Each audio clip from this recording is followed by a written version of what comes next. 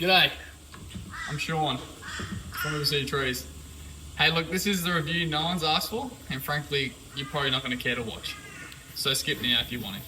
But, if you want to hang around, this is a review on some Husqvarna gear we decided to purchase at the end of last year, and to see whether it's something we want to pursue. What we bought was a 592, which is comparable to the 660 range in the stills. We also bought the Husqvarna 572, which is similar to the 462 in the still range. We also bought a T540 petrol. And last but not least, my favourite, my baby, the 540i. I hope I've got that name right. I don't know, I probably butchered that one. Now, going through them all, starting from the top.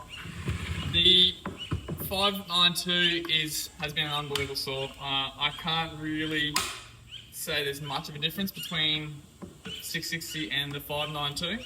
It feels very powerful. It is super responsive. The air filter though is one thing that doesn't get clogged up so easily, which is nice. They must have a really good system for that. And I do like the turn off button. It is a switch down instead of a flick up.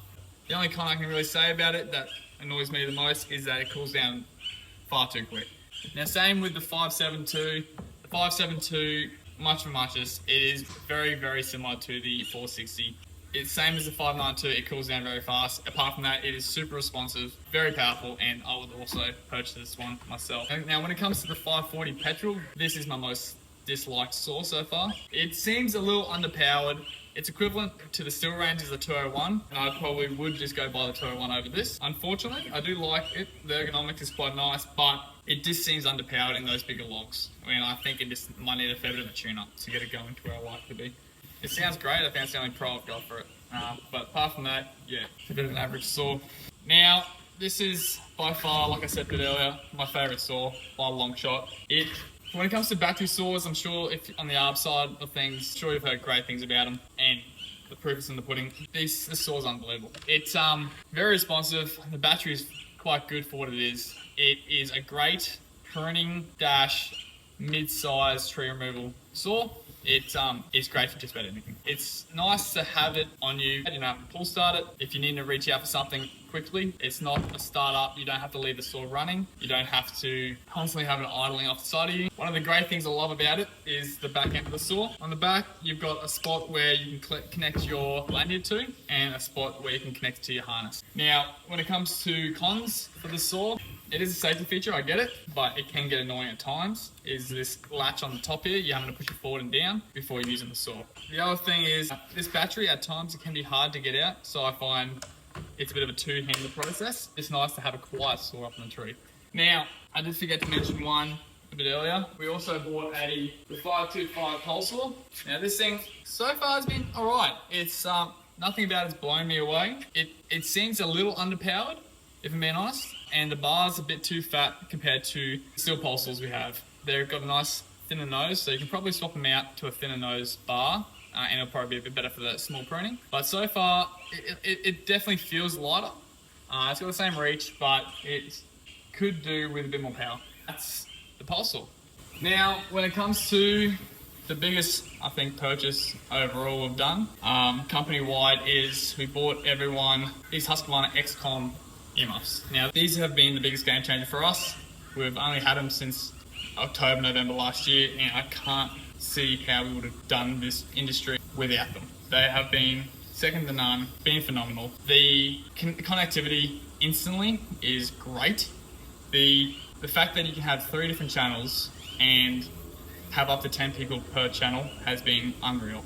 We've purchased over 15 of these headsets, not just for our tree guys, but also for the overhead ones for our landscape crews. It brings up the morale. The communication has been a massive thing, especially for this industry. We're used to yelling and very good at sign language. With these, it shortens any frustrations, any questions. It's straight to the point.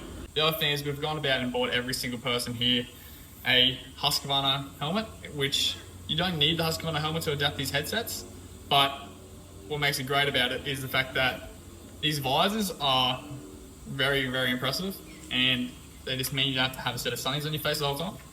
And they also have a spot for a back flap to keep you out of the sun. Now look, there has been a couple little, I guess, glitches or hiccups with these things so far. Out of the 15 sets we've bought of these, we've only had to return 2 under warranty. And they were just from just not wanting to connect up to the team.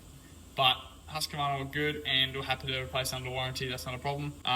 But apart from that, they have only had slight weird glitches between ambient noise going on and off and muting on and off every so often, but it's not enough to make us turn away from these. Matter of fact, we're buying more of these because we've realised very quickly how much of a game changer this is for our industry. We would highly suggest getting a set of intercoms. I would honestly suggest these ones. They have been the best things. Biggest deterrent is the price tag. They aren't cheap, but they're worth the investment. It minimises yelling, it minimises confusion, and it minimises time wasted, essentially. Overall, with these Husqvarna purchases, I think they've done a pretty good job. Like I said earlier, the biggest winners are the 2 big saws for me and that battery saw, and these headsets. So that's the long-winded review that no one asked for, and you probably only watched 15 seconds of it. But yeah, thought I'd put it out there.